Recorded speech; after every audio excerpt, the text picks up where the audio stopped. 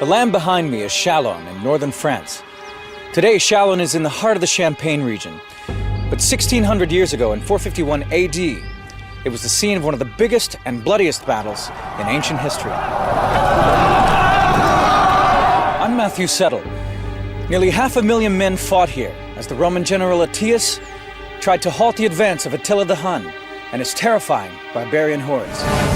Now, with new video game technology, you're about to see this great battle as never before.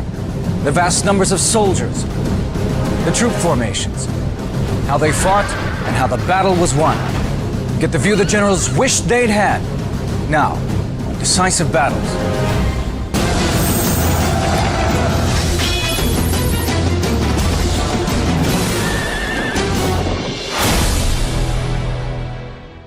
In 451 AD, the Roman Empire was in tatters. The glory days of Augustus, a distant memory. Back then, the Roman Empire had stretched from the Mediterranean Sea and far beyond into Europe, Asia, and Africa. By 451 AD, Rome was no longer the center of government, and the empire was split in two. The Eastern Empire, based in Constantinople, was wealthy and well-maintained, but the Western Empire was overrun by barbarian tribes. The Roman Empire was neither Roman nor it was an empire. It had been dissected between East and West. It was not in control of its borders. They would have been progressively hard-pressed to see a oneness in the empire that was about them. It was made up of armies, it was made up of governors, it was made up of garrisons and towns. It had become a fragmented world. From Ravenna in northern Italy, Valentinian III ruled over the remnants of the Western Empire. He claimed to rule Spain, Gaul, and Italy. In reality, these countries were controlled by local leaders and barbarian settlers. Gaul, or modern-day France, was ruled by the Visigoths. Italy by the Vandals. What's more, Valentinian's general and chief advisor, Flavius Aetius, was half barbarian. He was obviously a very capable commander with considerable experience. He was clearly a very considerable politician. He had occupied the top spot for quite some years. He had an Italian mother, but was raised among the Visigoths, and had even spent a year with the Huns. He knew Hunnic ways. He grew up in a silk tent. He learned to ride a horse, probably with the Huns. He's often called the last of the real Romans, the last of the noble Romans, or the noble Roman, inasmuch as for 30 years he seems to have been very active on the northwest frontier of Rome in a series of holding actions, trying to keep out Franks, trying to keep out Goths from getting into the unprotected and bountiful areas of central Italy and Spain. The Western Empire was now little more than an enticing target for the barbarian tribes. And in 451 AD, there was one barbarian leader who stood out from all of the others, Attila the Hun. Attila, or Attila, is represented as the super barbarian. He was slightly graying, he was bent over, he was very muscular, probably entering middle age, squat, dark, swarthy person. The Huns were horsemen from the steppes of Asia. Many of the Germanic tribes were Christians of some shape or form. The Huns were not. And, of course, Attila was described as being, quote, the scourge of God. Everyone feared the Huns, and with good reason. In a lightning raid through the Eastern Empire, they left behind a trail of destruction. St. Jerome wrote, "They filled the whole earth with slaughter and panic, and they took pity neither upon religion nor rank, nor race nor age, nor wailing childhood." By 450 AD, Attila was looking for his next target. The rich Eastern Empire was paying him an annual tribute of 2,100 pounds in gold to stay away. But the Huns couldn't live by plunder alone. They were nomads who needed to be on the move. Their very existence was predicated on constant motion. They had to find always new sources of plunder, always new sources of fodder, and to stay in one place would mean that they would literally eat themselves out of their locale within a matter of weeks. So Attila turned his attention to the west, which was now ruled by rival barbarian tribes. Most of Gaul was ruled by the Visigoth leader Theodoric. Gaiseric, ruler of the Vandals, controlled most of Italy. The two men hated each other. Things came to a head when Gaiseric's son, who was married to Theodoric's daughter, cut her nose and ears off during an argument. Gaiseric saw a chance to destroy his rival. He encouraged Attila the Hun to invade Gaul and overthrow Theodoric. It was the opportunity Attila had been waiting for. The opportunity to divide and conquer. Attila thought that it offered a pretty good cost-benefit ratio. You could plunder it pretty easily, and the chances that you'd be killed or captured or punished were not very great. The Roman general Aetius saw the writing on the wall. He knew the Huns well from having spent time living among them. He'd even been on friendly terms with Attila. So he knew that if Attila was allowed to conquer Gaul, he wouldn't stop until he'd swept south into Italy and completely destroyed the Western Empire. Aetius knew that he would have to join forces with Theodoric's army to save the West. He couldn't defeat the Huns on his own. Though Theodoric was no friend of the Romans, he reluctantly agreed to fight alongside of them. To Attila, the opportunity to invade Gaul was irresistible. It was isolated and rich. In 451, he crossed the Rhine with a huge army. Terrified chroniclers claimed he had more than 500,000 men under his command. The core of the Hunnic army was surely the Huns themselves. There's no way to tell how many people that means. My guess is surely not more than 10,000 effective Hunnic warriors. But more impressive than numbers was his ability to lay siege to a city, something few barbarian armies had ever been able to achieve. The Huns rampaged through Europe, burning city after city. Cologne, Mainz, Metz, Strasbourg, Reims, until in June 451, they reached Orleans. Aetius had to stop the Huns there before they poured into Italy. He was all that now stood between Attila the Hun and the destruction of the West. It is 451 AD. Attila had destroyed everything in his path as he galloped through Gaul with his horde of horse archers and auxiliaries. The Roman commander, Aetius, rode hard to the city of Orleans with his newly found ally, Theodoric, king of the Visigoths. We simply do not know the size of their combined armies, but historians believe they were easily outnumbered by the Huns. They arrived just in time.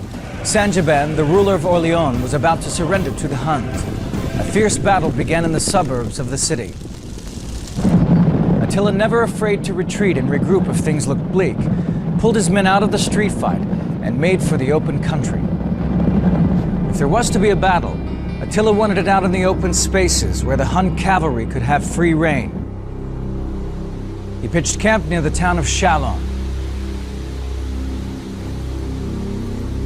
The Huns drew up their wagon lager and prepared to crush Aetius and his ragtag army.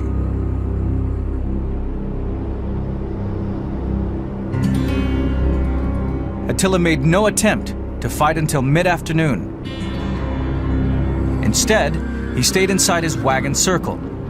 Was he looking to provisions for his troops? Or was he playing mind games by making the Romans wait for hours in battle formation?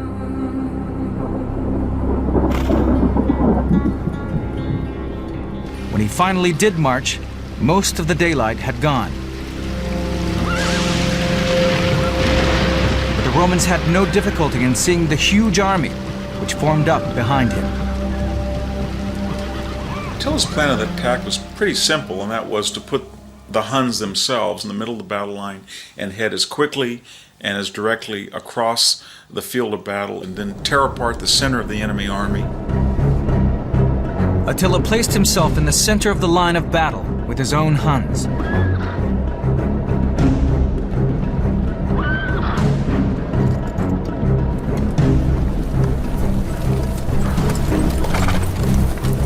On his flanks, he placed his barbarian allies, the Ostrogoths, Arderic, and Gepids. These would have been more standard cavalry, armed with spears and swords, and relying on mobility and momentum to inflict damage. On the other side of the battlefield, Aetius placed his Romans on the left flank. He ordered Theodoric and his Visigoths to line up on the right flank.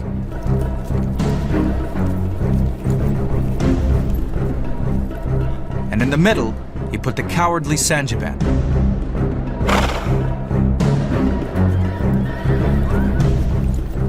It came as no surprise when Attila prepared to strike at the weakest point of the Roman line.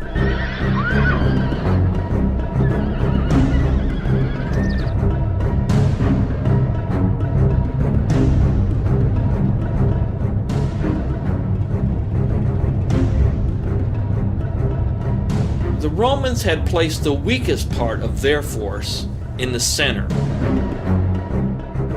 A person who was a commander of a group of barbarians who had just in the past few weeks been negotiating with Attila to surrender. The Romans placed that force in the middle so that they couldn't get away and couldn't run away. That's precisely where it turned out Attila's force struck. Attila's strength hit Roman weakness.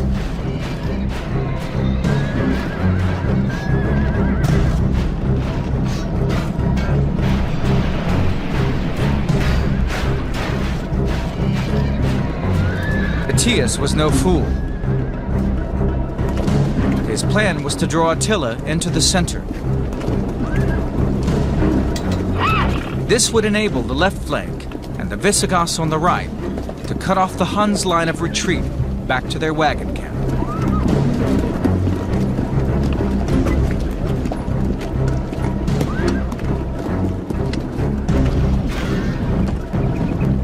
It was a ruthless plan.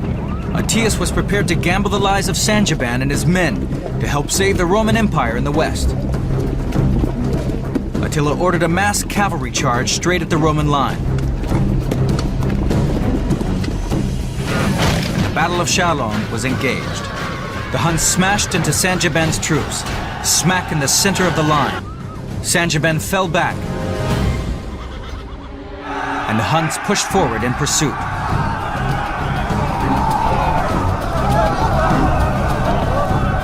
But Aetius found the going tough.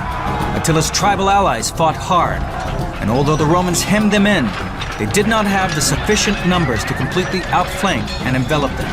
His idea was that if his Visigothic allies on the right and Romans and Franks on the left could sandwich in Attila, then he could enfold them on the flanks and do some type of canine circle. The Visigoths had been held up by fierce resistance on the right flank. The battle was incredible in its ferocity.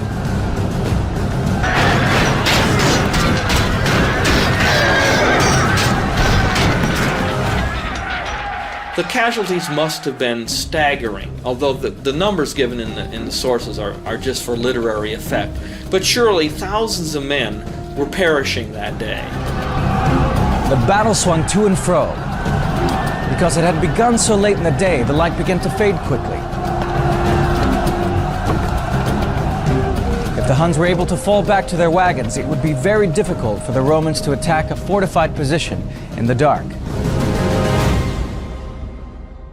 It was late in the afternoon, and it was getting dark. They fought until they couldn't see each other, and then the battle continued into the darkness. It was one of these battles without end.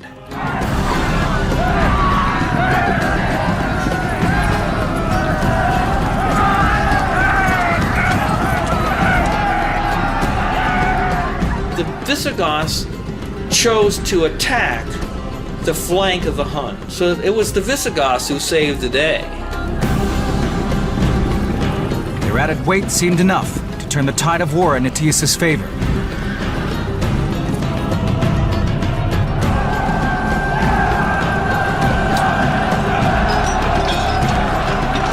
For now, Attila was being pressed on both flanks, and his Hun warriors were being closed down and denied the space they needed to fight effectively. Then, just as the tide of battle was swinging Rome's way, tragedy struck. In the thick of the fighting, Theodoric, king of the Visigoths, was thrown from his horse. Before he could get to his feet, he was trampled under the hooves of his own cavalry. Aetius was in a perilous position. He had lost his key ally. But the Visigoths continued to fight without their king. Could he fight on in the dark? It is 451 AD, and the Roman general Aetius is fighting to save Western civilization from the barbarian menace of Attila the Hun. But his key ally, Theodoric the Visigoth, has just been killed. Theodoric's son, Thorismund, now took command of the Visigoths. Luckily for Aetius, the loss of their king drove them on to avenge his death. Their horsemen plowed into the ranks of the Hun army, and suddenly it was Attila who was feeling the pressure. The Huns suffered huge casualties. With the Visigoths in full cry, the Romans found themselves with the upper hand. The only trouble was, there was no time to exploit this advantage.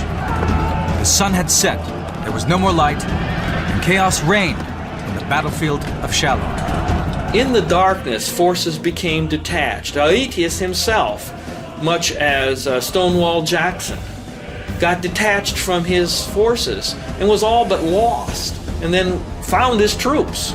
In the darkness, Thorismund mistook the Huns for his own troops and came close to being killed or captured. The Visigoths were lucky not to lose two kings in one day. Night battles are ferocious, and the thing is, you need to disengage because you can't control the situation. Attila was able to escape to his wagon camp. The darkness had saved his army from annihilation. He had two choices: inspire his troops for another day's fierce combat, or retreat and live to fight another day. So in the worst hour of the Hunnish army's existence, when they were surrounded, they'd been defeated, what did Attila do?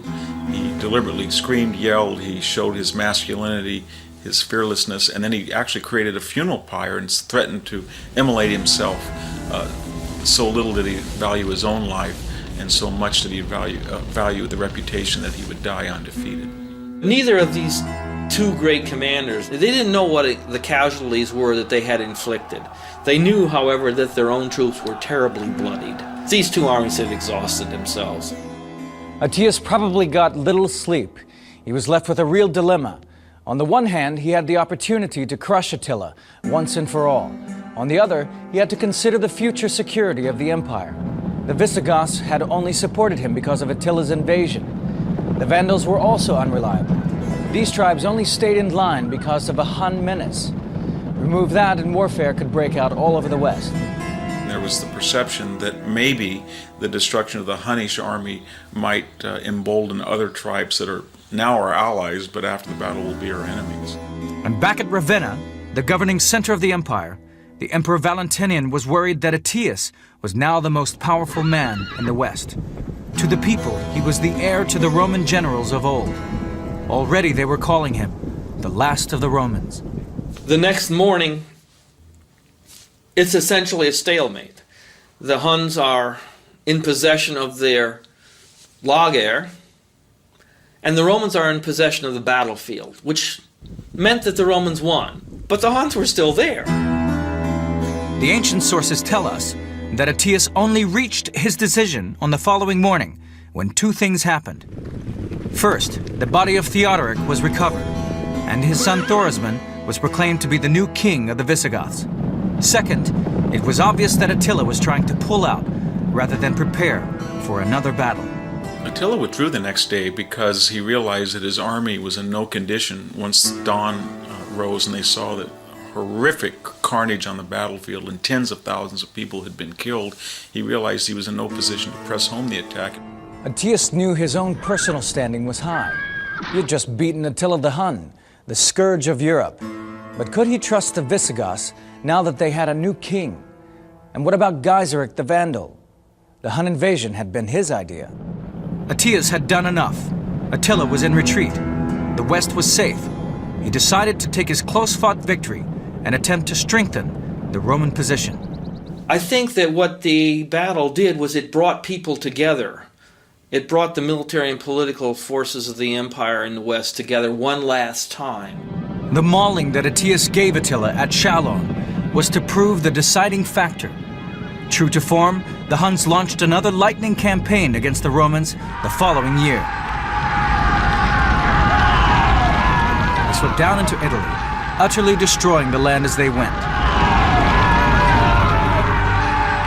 But a Roman counter-strike against Attila's own land across the Danube was enough to make Attila agree to a peace. He just didn't have the men to protect his borders any longer. Aetius had killed too many of them at Chalons.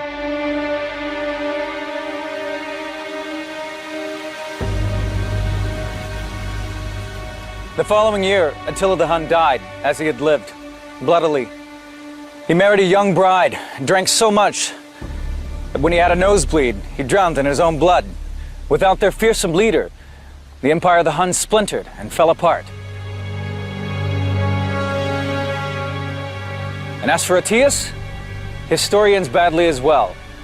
A few years after Chalons, he tried to marry Eudoxia, the daughter of Valentinian. In a jealous rage, Valentinian stabbed him to death. The last of the Romans was killed by his own emperor.